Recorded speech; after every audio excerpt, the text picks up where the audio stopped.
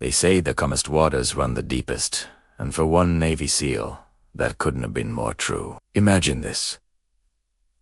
A routine training exercise suddenly turns into a heart-pounding test of skill and nerve. The scene is set, not on a battlefield, but in a seemingly controlled environment. A female officer, let's call her Jane, is participating in a hostage rescue simulation. Her role: the hostage, the terrorists. Highly trained instructors, dedicated to making the scenario as real and as stressful as possible. The air is thick with tension.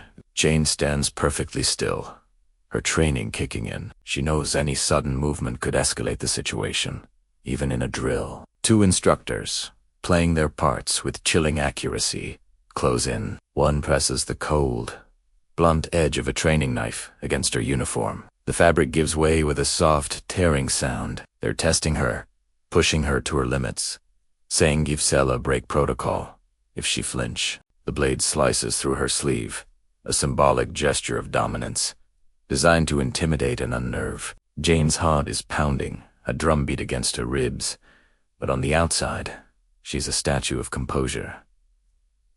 This is where our story's hero enters. Let's call him Mark. A seasoned Navy SEAL, observing the exercise from a concealed position. He's part of the rescue team, waiting for the perfect moment to strike. He sees the glint of the training knife. He sees the pressure being applied. He sees Jane's unwavering stillness. For most, this would be a signal to rush in, guns blazing. But Mark isn't most people. He's a SEAL. Patience is his weapon, and observation is his ammunition. He's not just watching the terrorists. He's reading them. He's analyzing their posture, their grip on the knife, the subtle shifts in their weight. He is looking for the one thing that will give him the upper hand.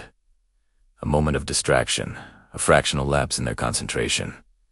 The instructors are good. They maintain their aggressive stance, their voices sharp and demanding. They're trying to create chaos, to overwhelm their hostage and the hidden rescue team.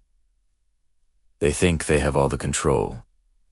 They're wrong. Mark has already mapped out his entire sequence of moves in his head. It's a complex dance of speed, precision, and force, choreographed in a split second. He's not just thinking about disarming one instructor. He's thinking about neutralizing both threats simultaneously. Every detail is calculated, from the angle of his approach to the exact pressure points he will target. He is a coiled spring, wound tight with potential energy, waiting for the precise instant to release. And then, it happens. The lead instructor, confident in his control over the situation, shifts his gaze for a fraction of a second to bark an order at his partner. It's a tiny, almost imperceptible mistake, but for a Navy SEAL like Mark, a fraction of a second is an eternity. It's the green light. It's go time. What happens next is a blur of controlled, explosive motion. One moment, Mark is a shadow in the corner of the room. The next, he is the storm itself. He explodes from his position, covering the distance in what feels like a single, fluid step. There is no wasted movement, no hesitation. His body moves with an economy and purpose that is both terrifying and beautiful to watch. He doesn't go for the night first. That's what they would expect. Instead, his first point of contact is the instructor's wrist. A swift, powerful strike. You hear a dull thud, and the training knife clatters harmlessly to the floor. The instructor's hand is instantly disabled, his grip gone. But Mark is already moving on to the second target before the first one even has time to process the pain. In the same continuous, flowing action, he pivots. His elbow finds a precise point on the second instructor's neck. It's not a wild swing, but a targeted, debilitating blow. The second terrorist crumples, his mock aggression vanishing in an instant. The entire sequence, from the moment he launched his attack to the moment both instructors were neutralized, took less than 2 seconds. 2 seconds. The room falls silent.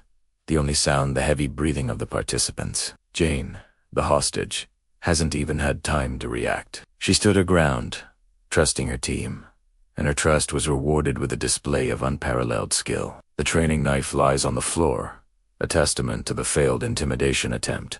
Mark stands over the 2 downed instructors, perfectly balanced, his breathing already under control. There is no celebration, no bravado, just the quiet confidence of a professional who has executed his task flawlessly. Let's break that down, because what we just witnessed wasn't just a physical feat, it was a mental masterpiece. The core principle at play here is what SEALs call economy of motion. Why use 10 moves when one will do? Mark didn't engage in a prolonged struggle. He didn't grapple for the weapon. He ended the threat before it could truly begin. His single, continuous action addressed both attackers. A symphony of efficiency. He went from a state of complete stillness to overwhelming, decisive action, and back to stillness again. This ability to control the on-off switch is a hallmark of elite operators. Think about the psychology. The instructors were using fear and intimidation. They sliced the uniform to create a psychological effect, to make the hostage and any potential rescuers feel powerless. But Mark didn't react to the bait.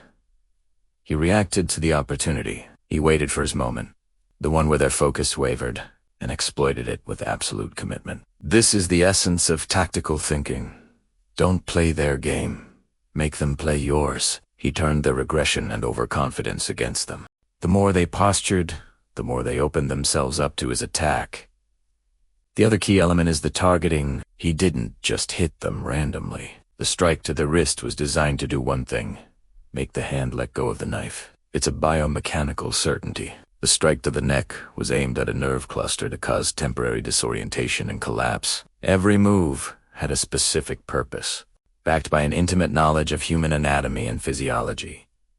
This isn't brute force. This is surgical precision applied with overwhelming speed. It's the difference between a brawl and a tactical takedown. This single event, a mere moment in a long training day, encapsulates the very ethos of a Navy SEAL.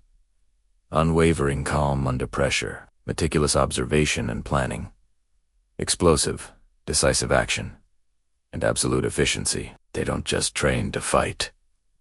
They train to win, and to do so in the quickest, most effective way possible, ensuring the safety of the hostage and the team. It's a powerful reminder that the most dangerous weapon isn't the knife or the gun, but the mind that wields it. The instructors, once they recovered, weren't angry. They were impressed. This is the point of the training, to push boundaries and reveal both weaknesses and strengths. That day, they saw the strength of the SEAL mindset in its purest form. And for Jane, the officer who stood her ground, it was an unforgettable lesson in trust and the incredible capabilities of her teammates. So the next time you think of a hero, it might not be the person making the most noise. It might just be the quietest person in the room, waiting for the perfect moment to act. Thanks for watching our deep dive into this incredible display of skill. If you found this as fascinating as we did, make sure to hit that like button and subscribe for more stories from the world of elite operators. Let us know in the comments what you think was the most impressive part of this takedown. Until next time, stay safe.